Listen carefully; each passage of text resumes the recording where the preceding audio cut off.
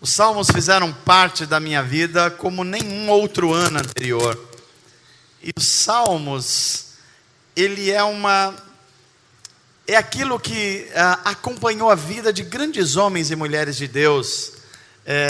E isso deve levar a gente à compreensão de que, claro que toda a Bíblia é importante, toda a palavra de Deus é inspirada, mas quando você olha para a história da fé cristã, os salmos fizeram parte da vida de alguns homens e mulheres de Deus muito intensamente.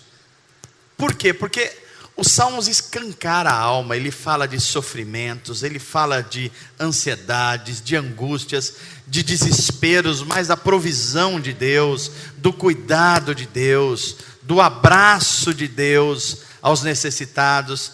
Se a gente olhar para a vida, por exemplo, de homens como Martinho Lutero, João Calvino, era uma das pessoas que mais leu e escreveu sobre salmos, John Wesley, e tantos outros do nosso tempo. E esse ano, por exemplo, nós acompanhamos devocionais a partir do pastor Tim Keller.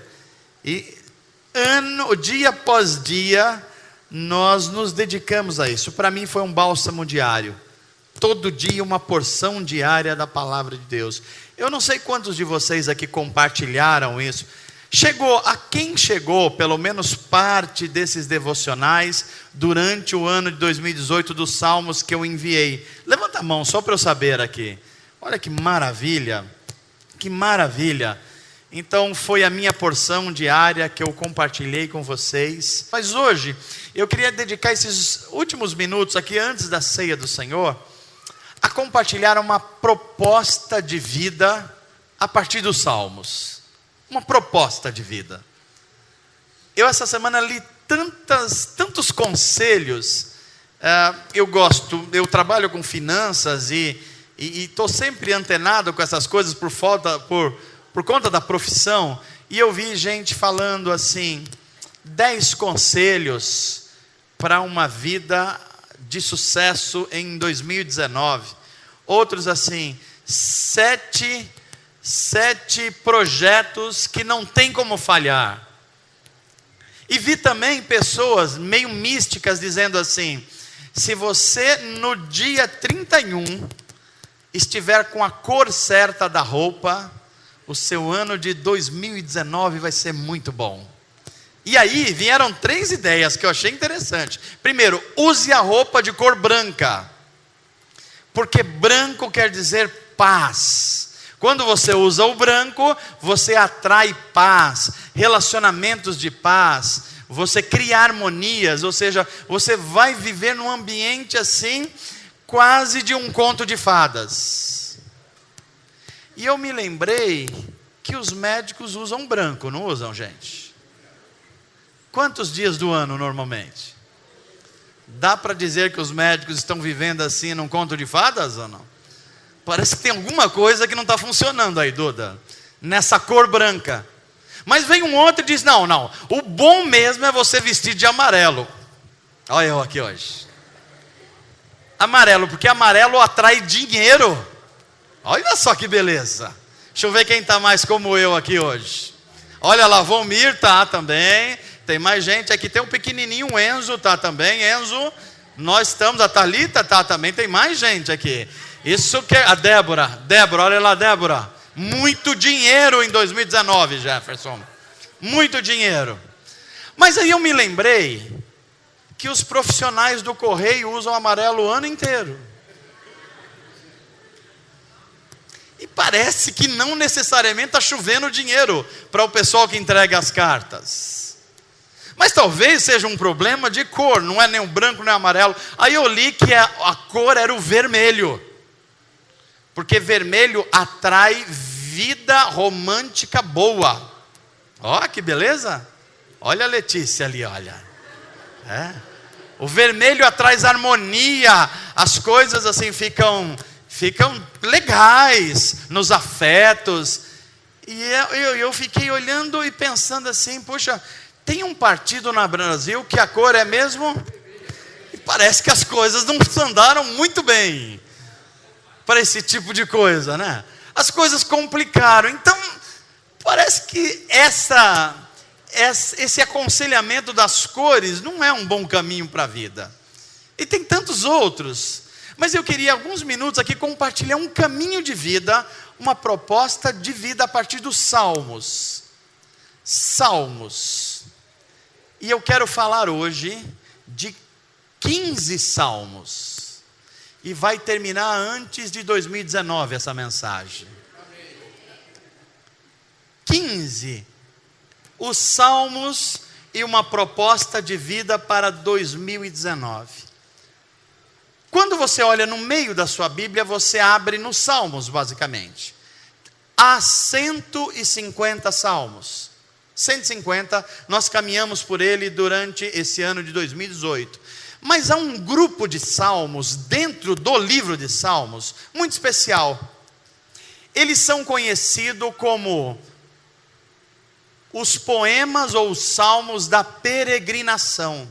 Ou mais, nas Bíblias de versão antiga, eles são conhecidos como salmos dos degraus. Alguém já viu isso no título da sua Bíblia? E já viu e já perguntou, será? O que acontece que tem um salmo do degrau? Alguém já viu essa expressão na Bíblia? Olha, alguns de vocês já viram. Salmo dos degraus. O que significa isso? É um salmo para a gente recitar em frente à Nossa Senhora do Brasil, na calçada? O que é isso aí? É um grupo de salmos muito específicos, a maioria deles escrito por Davi e os poetas de Israel, dos 120 aos 134, 15 salmos. E o que dizem esses salmos? Eles falam de uma proposta de vida. Preste bem atenção, olha só, a nação de Israel, todos os anos, não importasse onde as pessoas viviam, se lá no norte de Israel, onde é a Galileia, onde está Nazaré, por exemplo, ou lá no sul, onde está a Judeia, onde está a cidade de Belém, ou nas extremidades onde estão a região de Samaria, não importa onde as pessoas vivessem geograficamente, num determinado tempo do ano eles se dirigiam para Jerusalém. Jerusalém está mais ou menos no centro de Israel. Então o pessoal do lado da Galileia descia, o pessoal da Judeia subia, o pessoal da Samaria, que é a região central, se concentrava na cidade de Jerusalém. A cidade de Jerusalém, ela está construída, edificada, em cima de um grande monte. É o Monte Sião, que a gente tanto fala na igreja. Lembra quando a gente lê o Salmo 121? Que diz o Salmo 121? Elevo os meus olhos para... Que monte que o salmista estava vendo ali? Era o Monte Sião, sobre o qual estava a cidade de Jerusalém. Então ele olhava para Sião e escrevia a sua poesia. Então as pessoas começavam a subir para Jerusalém, porque é a parte mais alta de Israel, não importa se eles estavam no norte ou no sul, eles começavam a subir. E quando se aproximava do Monte Sião, onde estava Jerusalém, havia uma série de degraus em algumas situações. Então esses salmos, essas poesias, eles foram feitos à medida que eles iam subindo esses degraus mesmo, se dirigindo para Jerusalém, que estava no alto. E é por isso que ele é chamado Salmos de Peregrinação, porque isso às vezes demorava dias para as pessoas chegavam. Ou Salmo dos Degraus, porque eles iam fazendo à medida que iam subindo para Jerusalém. E eu não sei se o Volmir vai poder nos ajudar, mas se você conseguir projetar de forma breve, eu só vou ler 1 e o 2 de cada verso, para você ver como faz sentido uma proposta de vida baseada em você olhar para Jerusalém como centro de adoração de Israel, e como isso tem impacto na nossa vida hoje. Veja, o Salmo 120 começa o que a gente chamaria de Cântico dos Degraus, ou na sua Bíblia pode aparecer como Cântico da Peregrinação, quando os israelitas se dirigiam justamente para a cidade de Jerusalém. Então a gente tem no Salmo 120 um pedido para que Deus gerasse um ambiente de paz para Israel.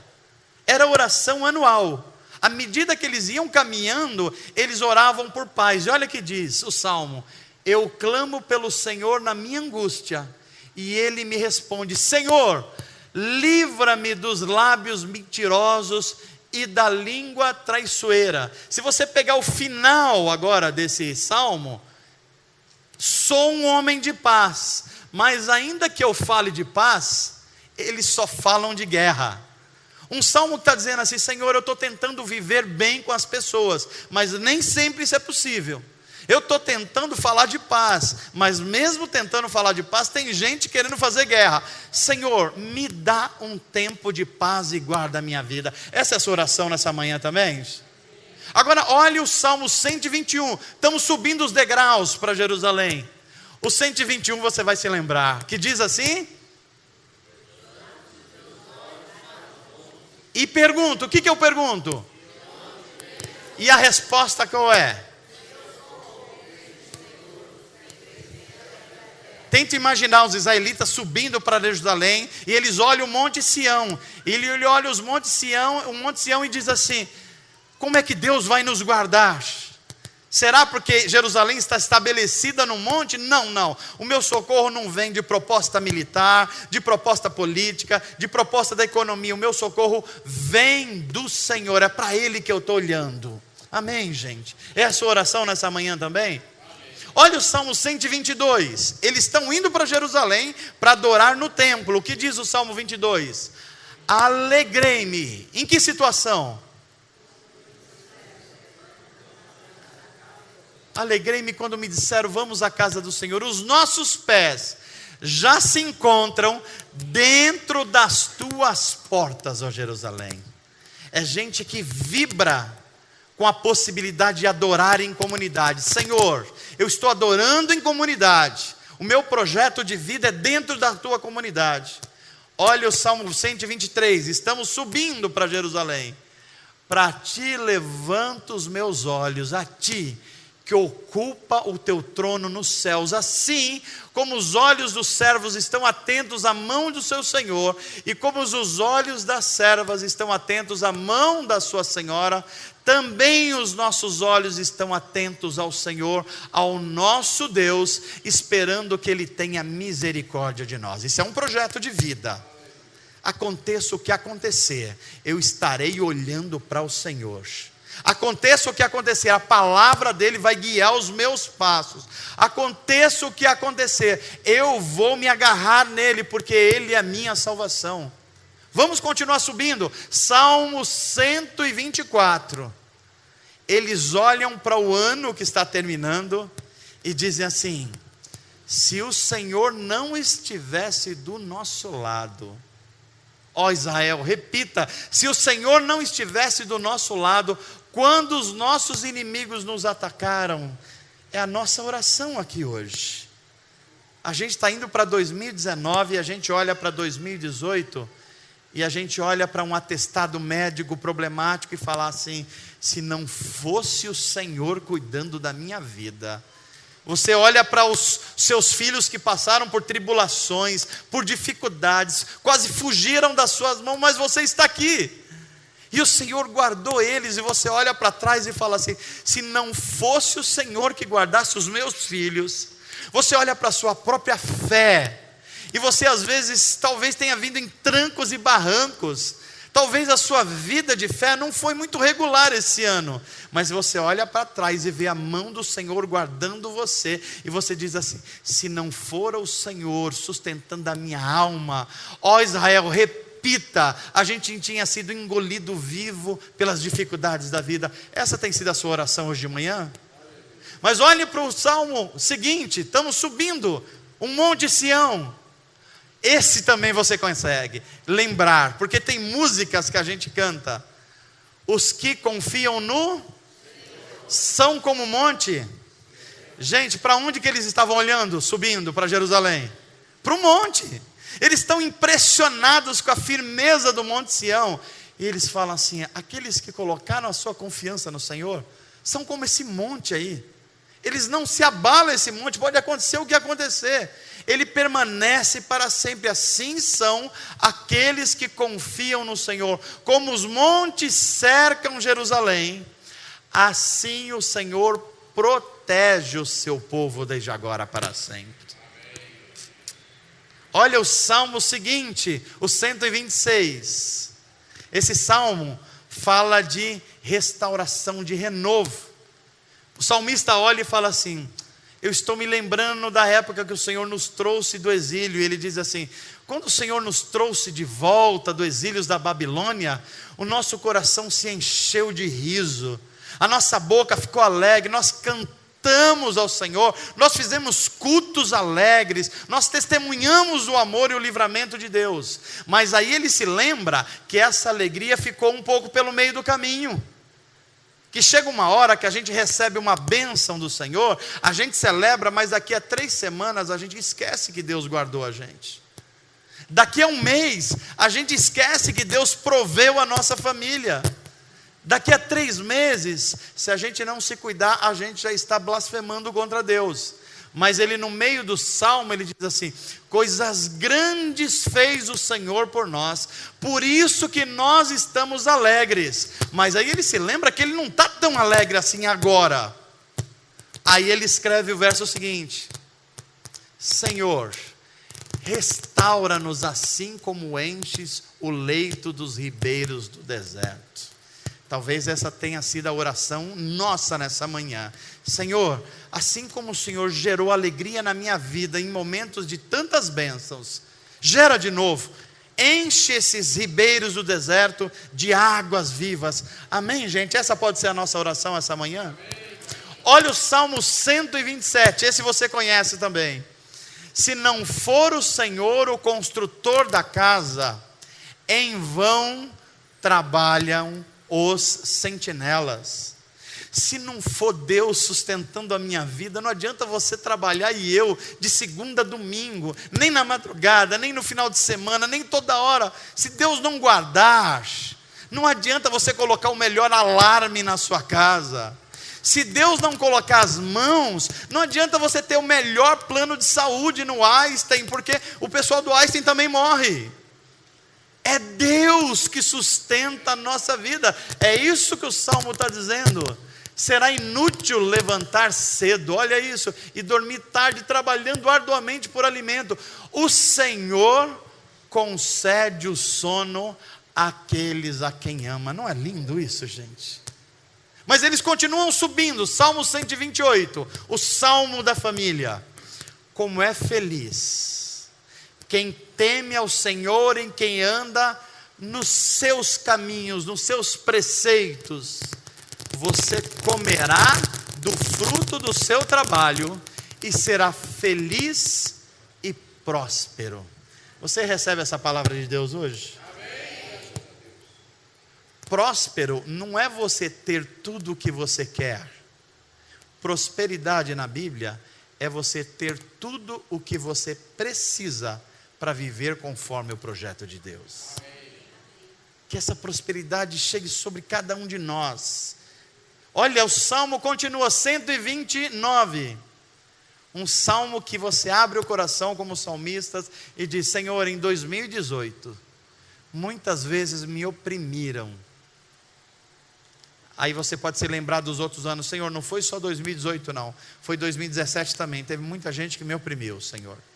Aí você vai falar: Senhor, não foi também só 2017 não, eu acho que tem gente me oprimindo desde a juventude. É o que ele está falando ali, olha. Me oprimiram desde a minha juventude. Muitas vezes me oprimiram desde a minha juventude, mas jamais conseguiram me vencer. O Senhor vai dar essa força para você também. Salmo 130, estamos subindo degraus. Jerusalém está muito perto da gente, a gente está subindo. Aí tem uma hora que ele está numa depressão espiritual. Aí ele fala: Senhor, aqui das minhas profundezas do meu medo, da minha angústia, da minha ansiedade, eu clamo a Ti. Estejam atentos os teus ouvidos às minhas súplicas. Se Tu, soberano Senhor, registrasse os meus pecados, Quem escaparia? Mas contigo está o que, gente? O perdão. Deixa eu dizer uma coisa de Deus para você. A multidão dos meus pecados e dos teus pecados em 2018 foram perdoados pelo sangue de Jesus, queridos. Isso é um projeto de vida. Gente que se sabe perdoado. Eu não vou entrar em 2019 com uma culpa sequer, com um medo sequer, porque a graça de Deus e o sangue de Jesus me purifica de todo o pecado. Olha o salmo seguinte, Salmo 131. Senhor, o meu coração não é orgulhoso, e os meus olhos não são arrogantes. Não me envolvo com coisas grandiosas, nem maravilhosas demais para mim. Eu gosto desse salmo, porque Davi, esse é de Davi. Davi é de uma sinceridade que incomoda a gente, porque ele fala assim, olha, Senhor, veja que ele não está falando para alguém, ele está falando para Deus. Ele fala, Senhor, o meu coração não é orgulhoso. Falar isso para Deus tem que ter muita coragem, gente. Você teria coragem de orar assim como Davi? Só alguém que conhece o valor da graça e do perdão pode orar assim. E ele diz assim, Senhor, eu não sou como os filósofos, eu não entro em grandes assuntos, eu não fico em discussões na internet de coisas que eu não entendo. Não tinha internet na época de Davi, eu só estou atualizando aqui. Eu não entro em assuntos que eu sei das coisas e as pessoas não sabem, de que a minha opinião vale a opinião dos outros. Não, Senhor, eu abandonei esse tipo de coisa. E ele vai dizendo, põe a sua esperança no Senhor, ó Israel, desde agora para sempre. Ele está subindo o Monte Sião, Jerusalém está chegando. Salmo 132, Senhor, lembra-te de Davi e das dificuldades que ele enfrentou. Ele jurou ao Senhor e fez um voto ao poderoso de Jacó: não entrarei na minha tenda e não me deitarei no meu leito, não permitirei que os meus olhos peguem no sono, nem que as minhas pálpebras descansem, enquanto não encontrar um lugar para o Senhor, uma habitação para o poderoso de Jacó. Davi escreveu esse salmo quando ele estava querendo fazer o templo para o seu Deus. Ele olha e ele tem riquezas, ele tem um palácio, e ele fala assim, mas o meu Deus não tem um templo para ser adorado. E ele falou, olha, de agora em diante, eu tenho um compromisso com Deus e comigo mesmo. Os meus olhos não vão descansar enquanto não tivermos um templo para celebrar o nosso Deus. Que o nosso coração tem esse amor pelo Senhor. A gente não precisa mais construir um templo, Evaldo, uma construção, mas o nosso coração é o templo do Espírito Santo agora. É esse coração que Deus quer ver em nós. Olha o Salmo 133, esse nem precisa aparecer, porque esse você conhece. O que diz o Salmo 133?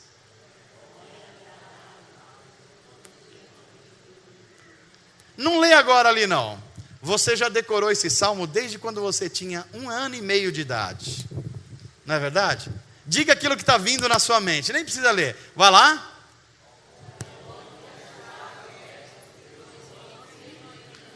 Até espírita conhece esse salmo, até ateu conhece esse salmo, todo mundo conhece, mas o que a gente não conhece é o contexto.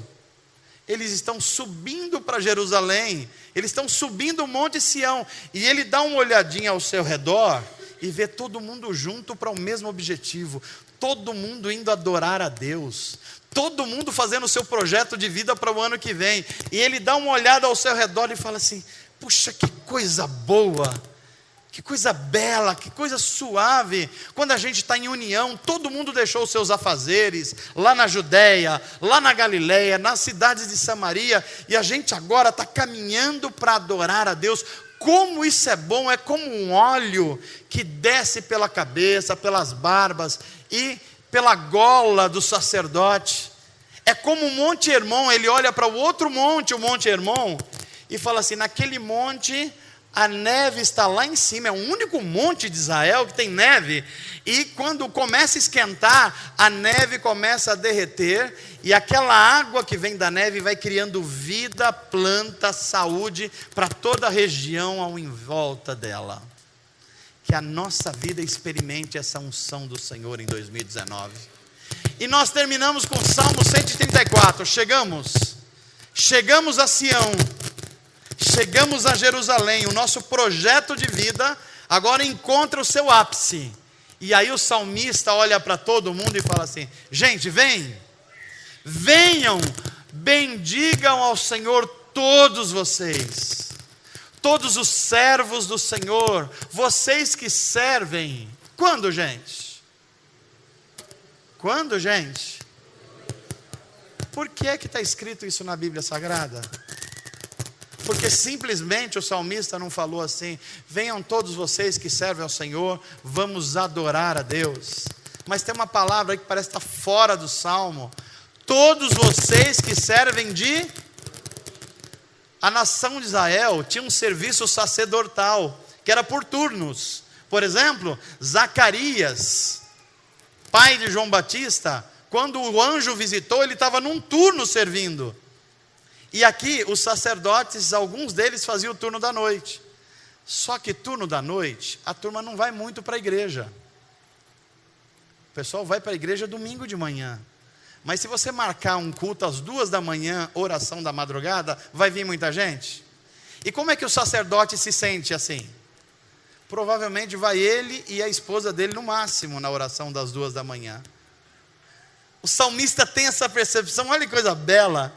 Ele fala assim: gente, vamos adorar a Deus.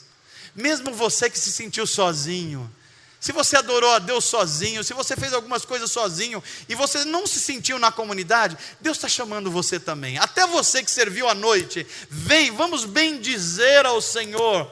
Vamos levantar as mãos na direção do santuário.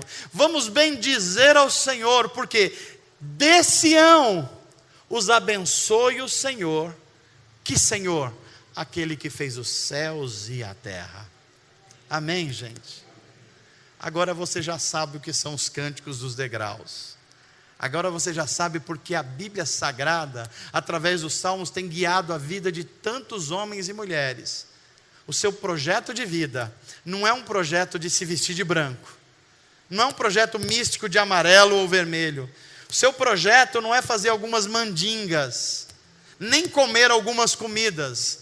O seu projeto é se alimentar da palavra de Deus, que é pão para a alma e óleo para a nossa cabeça, para o nosso espírito viver de acordo com o projeto de Deus. Amém, gente? Eu termino essa mensagem para a gente celebrar a ceia do Senhor, e eu peço ao pastor Rogério que já tire aquela cortina, que descortine a ceia do Senhor. A nação de Israel adorava em Jerusalém, no Monte Sião. E nós cristãos adoramos aonde, gente?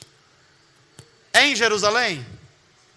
Cada cristão tem que fazer uma viagem para Jerusalém, cada cristão evangélico, caravana do pastor X, caravana do pastor Y, é isso que nós temos que fazer, gente? Será que Jerusalém se tornou a Aparecida dos evangélicos?